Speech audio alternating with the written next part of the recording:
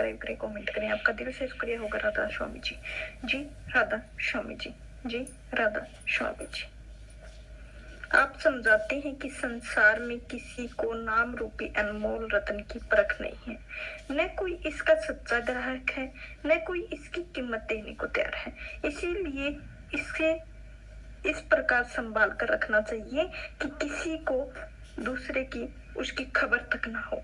स्वामी महाराज जी फरमाते हैं, नाम रसायन घट में जरना, नाम रूपी रसायन हमारी हड्डियों में इस प्रकार रच जानी चाहिए कि किसी को किसकी खुशबू तक भी ना पहुंच सके।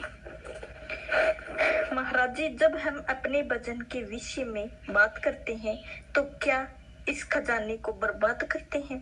तो आप भजन सिमरन अपनी भलाई के लिए करते हैं, न कि दूसरों पर अपना असर प्रभाव डालने के लिए। जब आप अपने भजन के बारे में औरों को बताते हैं तो आप चाहते हैं कि लोगों को आपका परमात्मा का एक बड़ा भक्त समझे। आप चाहते हैं कि वे आपकी प्रशंसा करें। इस प्रकार आप अपने अहंकार में बढ़ना चाहते हैं। तब इसका मतलब हुआ कि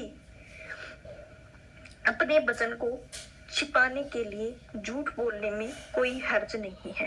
परंतु मैंने संत मंत्र दर्शन भाग दूसरा में पढ़ा है कि कभी झूठ नहीं बोलना चाहिए। अगर हम सच्चाई को छुपाकर अपने अहंकार को बढ़ाएं या किसी को नुकसान पहुंचाना चाहें तो यह उचित नहीं है। लेकिन अगर आपका यह मकसद या उद्देश्य ना हो कि आप सच को जाहिर न करें तो मेरे ख्याल में आप झूठ नहीं बोल रहे हैं। किसी प्रश्न का उत्तर न देने का मतलब यह नहीं कि आप झूठ बोल रहे हैं। आप औरों की अपनी बातें बताना नहीं चाहते हैं। मेरे ख्याल से झूठ बोलना नहीं है। उदाहरण के लिए, अगर आप अपनी पत्नी को किसी और को अपनी रूहानी अनुभव के बताना न चाहे तो केवल मुस्कुरा दें या चुप रहें, तो मैं नहीं सोचता कि इसे झूठ बोलना कहेंगे। इसमें किसी का दिल दुखाने का उद्देश्य या अपने को ऊंचा समझने या अहंकार का भाव नहीं है। अगर हम कोई बात छुपाकर अपना फायदा उठाना चाहें तो अपने फायदे के लिए दूसरों का नुकसान करना पहुंचाएं तो बेशक यह ठीक नहीं है। महाराज जी, क्या आप हम लोगों को समझाएंगे कि अपने रूहानी अनुभवों को न बताने का क्या महत्व है?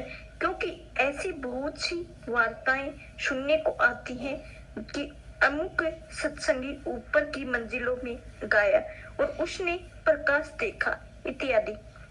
अपने आंतरिक अनुभव को किसी को न बताने से हमारे अपने ही हित में है, क्योंकि बताने से जानबूझकर न हो तो अनजाने में अहंकार आ जाता है।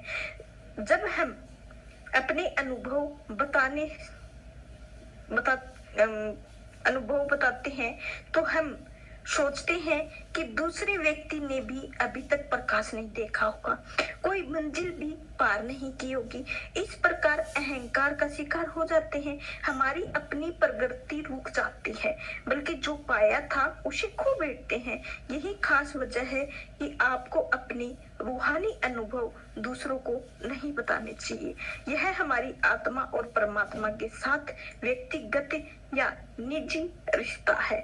इसमें किसी दूसरे का ख्याल नहीं है। आत्मा और परमात्मा के बीच कोई दूसरा नहीं आ सकता है। किसी दूसरे को हमारे अनुभव को जानने का हक भी नहीं है। आत्मा अपने असल के साथ, अपने मूल के साथ अपना निज रिश्ता है। यह उसका अपना निज मार्ग है, निजी मार्ग है। हम क्यों उसमें किसी के साथ हिस्सा बटाएं? एक पत्नी अपने पति के साथ संबंध का भेद किसी और को नहीं बताती। आप कैसे आशा कर सकते हैं कि आत्मा अपनी रूह अनुभव को आंतरिक रूहानी भेदों के और साथ बांट सकती है, औरों के प्रकट कर सकती है? इन अनुभवों के अंदर अजम करना चाहिए। जितना अधिक आप इन्हें अंतर में हजम करेंगे, आप अपने अंदर उतनी ही ज्यादा दया मेहर पाएंगे। उसकी कृपा को अपनाने में उतनी ही अधिक योग्य बनेंगे। अगर हम अपने अनुभव दूसरों को बताने लगे तो हम चमत्कार देखने के लालच के शिकार में बन सकते हैं, क्योंकि अहंकार बढ़ता जाता है। और मैं यह कर सकता हूँ, मैं वह कर सकता हूँ। ऐसा चमत्कार हो सकते हैं क्योंकि आपने कुछ रूहानी तरक्की कर ली है। आपको अपनी रूहानी ताकत का पता नहीं होता है, पर आप कहते हैं कि वह सच हो जाता है। आप चमत्कार दिखाना नहीं चाहते हैं, लेकिन उसमें चमत्कार करने की शक्ति आ जाती है।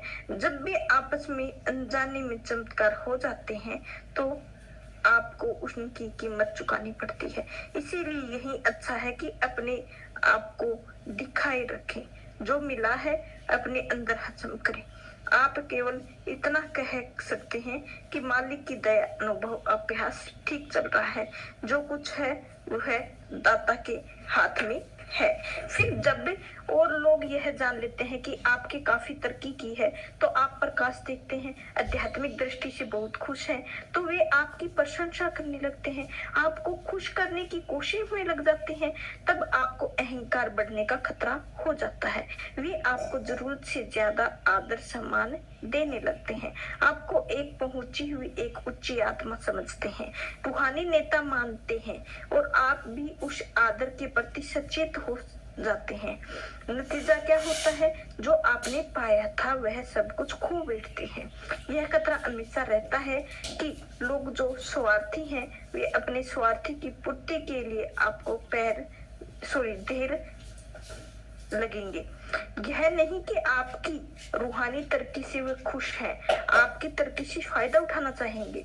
किसी का बच्चा चाहिए, किसी को सांसारिक प्रसिद्धि चाहिए, किसी को बीमारी से छुटकारा चाहिए, तो इसीलिए आपके चारों ओर मंडराते रहेंगे केवल अपने स्वार्थ के लिए। वे सोचते हैं कि अपने फायदा उठा सकते हैं, क्योंकि जो कुछ भी है रूहानी अनुभव है, आपके अंदर रूहानी शक्ति है। यह संभव है कि आप उनकी बातों में आ जाएं और मान बढ़ाई पाकर उसमें अहंकार आ जाए। आप सब कुछ खो बैठते हैं। हजूर महाराज जी समझाया करते हैं कि साधु लोग दुनिया की सब चीजें छोड़ देते हैं, मान बढ़ाई नहीं छोड़ पाते हैं। वे हमेशा मान बढ़ाई चाहते हैं। लोग अपनी गरज के लिए उन्हें अपनी मान बढ़ाई को देने के लिए तैयार रहते हैं। जिस अक्सर किसी को मत मान बढ़ाई मिलती, उसी ही समय उसके पतन के कारण भी पैदा हो जाती है। सो अपने आप को छिपाए रखना ही बेहतर है। क्या प्यार में आकर सतगुरु के पीछे पीछे दौड़ना भी वैसा ही है जैसा कि आपने आंतरिक अनुभव में अपनी भक्ति और भक्ति की भावनाओं में भार प्रकट करना है। देह स्वरूप सतगुरु के पीछे दौड़ने और सतगुरु के प्रेम करने में बहुत अंतर है। गुरु के पीछे पीछे दौड़ने का मतलब यह नहीं कि आपको गुरु से प्यार है। संभव है आप अंदर प्यार से खाली हो या फिर गुरु के पीछे दौड़ रहे हो, और यह भी हो सकता है कि आप सतगुरु के प्यार में भरे हुए हो, फिर भी अपने स्थान पर इंच भर भी ना हिले। अगर आप अनुशासन में रहना पसंद करते हैं, तो इनका अर्थ यह नहीं कि आपके अंदर प्रेम नहीं है। गुरु के पीछे दौड़ना कोई भूत प्यार तो प्रकट नहीं करता है। सच्चा प्रेम हमेशा अंतर में होता है। जब आप प्यार का प्रदर्शन करने की कोशिश करते हैं, तो उसकी गहराई खो देते हैं। आपको चाहिए कि उस प्रेम को अपने अंदर हजम करें। भारी प्रदर्शन से उसकी गहराई खत्म हो जाती है। महाराज जी संत मंत्र के अनुसार भावनाएं एक नदी के समान है, जिसे नियंत्रण का बांध के अंदर रखना जरूरी है, क्योंकि संत मार्ग की भावनाएं बड़ी ही प्रबल होती हैं। आपका मतलब स्पष्ट नहीं है, क्योंकि भावनाओं के प्रवाह के अंदर भक्ति की ओर ले जाए तो भावना का होना ठीक है, लेकिन उसको सही दिशा में मोड़ना चाहिए। अगर आप अपनी प्रेम भावनाओं से खुली छूट दे दें, तो वे परेशानी का कारण बन सकती हैं।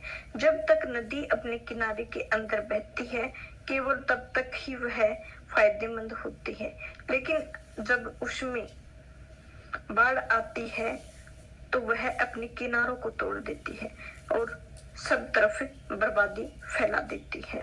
इसी प्रकार जब तक प्रेम सही धारा में बहता है, तब तक वह अनुशासन में रहता है और वह लाभदायक है। लेकिन अगर आपकी भावनाएं आपके मन में ना रहें तो बाढ़ के पानी की तरह फायदे की जगह नुकसान पहुंचाएंगी। सो हमारी भावनाएं नियंत्रण में रहनी चाहिए। सतगुरु के प्रति हमारा प्रेम अनुशासन पूर्ण होना चाहिए। तो आज का सत्संग आपको कैसा लगा जरूर बताएं। चैनल को लाइक शेयर सब्सक्राइब जरूर करें। आपका दिल से शुक्रिया होगा। राधा